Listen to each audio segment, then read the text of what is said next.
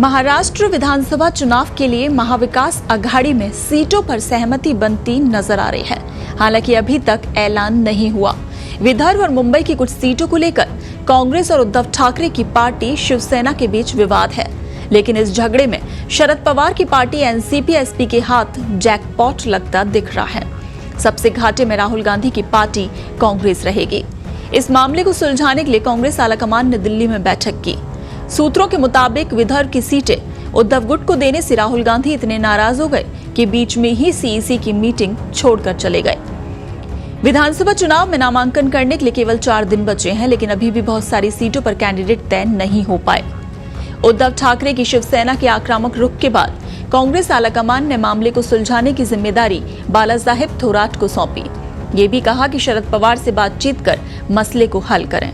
पहले कांग्रेस को 105 से 110 सीटें, उद्धव ठाकरे की शिवसेना को 95 से 100 सीटें और शरद पवार को 80 सीटें देने की बात हो रही थी। लेकिन जैसे ही मामला शरद पवार के पास पहुंचा, पूरा खेल बदल गया। 23 अक्टूबर को महाविकास आघाड़ी के नेताओं ने प्रेस कॉन्फ्रेंस की, लेकिन सिर्फ इतना बताया कि तीनों पार्टियां 85 सीटों पर लड़ेंगी। 18 सीटें छोटे सहयोगियों के पास जाएंगी। लेकिन मामला नहीं सुलझा तो महाराष्ट्र कांग्रेस के नेता भागकर दिल्ली पहुंचे। शुक्रवार को दिन भर सीईसी की बहस चलती रही। बाद में कहा गया कि महाविकास आघाड़ी का 90 सीटों का बंटवारा सुलझ गया। इससे लगा कि तीनों ही पार्टियां 90 सीटों पर चुनाव लड़ने जा रही हैं। मगर रात होते होते मामला फिर पलटा और देर रात को नई खबर आई कि कांग्रेस 105 सीटों पर चुनाव लड़ेगी। अभी भी ये फाइनल आंकड़ा नहीं है, क्योंकि उद्धव ठाकरे अपनी सीटें छोड़ने के लिए तैयार नहीं है।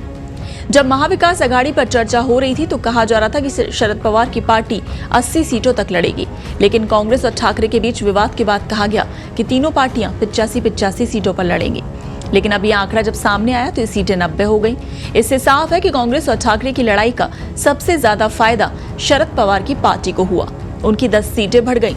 उधर कांग्रेस सबसे घाटे में है, क्योंकि 2019 में हुए विधानसभा चुनाव में कांग्रेस 147 सीटों पर लड़ी थी, जबकि एनसीपी, जो कि शरद गुट और अजीत गुट था, उन्होंने 124 सीटों पर कैंडिडेट उतारे थे। बीजेपी के साथ लड़ी शिवसेना यानी ठाकरे और शिंदे गुट 124 सीटों पर चुनावी मैदान में थे। इस लिहाज से देखें तो शिवसेना और एनसीपी में 2 फाड़ हो गई, लेकिन सीटों के मामले में उसकी ताकत अभी भी बनी है। सबसे ज्यादा फायदा शरद पवार गुट को होता नजर आ रहा है। समाजवादी पार्टी ने जहां सुबह महाविकास आघाड़ी को अल्टीमेटम दिया, सपा नेता अबू आजमी ने कहा कि हमने 5 उम्मीदवारों के नाम घोषित किए। जो लोग एमवीए सरकार बनाने की बात कर रहे हैं, वो अभी तक टिकट बंटवारा नहीं कर पाए। अगर हमें 5 सीटें नहीं मिलती तो हम सिर्फ शनिवार तक इंतजार करूंगा, और फिर नहीं किया तो 25 से 30 निर्दलीय उम्मीदवार लड़ाऊंगा। हालांकि शाम होते होते वो अपनी बात से पलट गए। कहा कि इंडिया अलायंस पहले ही बन चुका है, फिर इसमें भ्रम की स्थिति क्या है। समाजवादी पार्टी भी गठबंधन में है, लेकिन सीटों पर कोई चर्चा नहीं हुई। मैंने 5 सीटों की घोषणा की है, उन्हें ये 5 सीटें मुझे देनी चाहिए। मैं इंतजार करूंगा, क्योंकि मुझे वोटों का विभाजन नहीं चाहिए।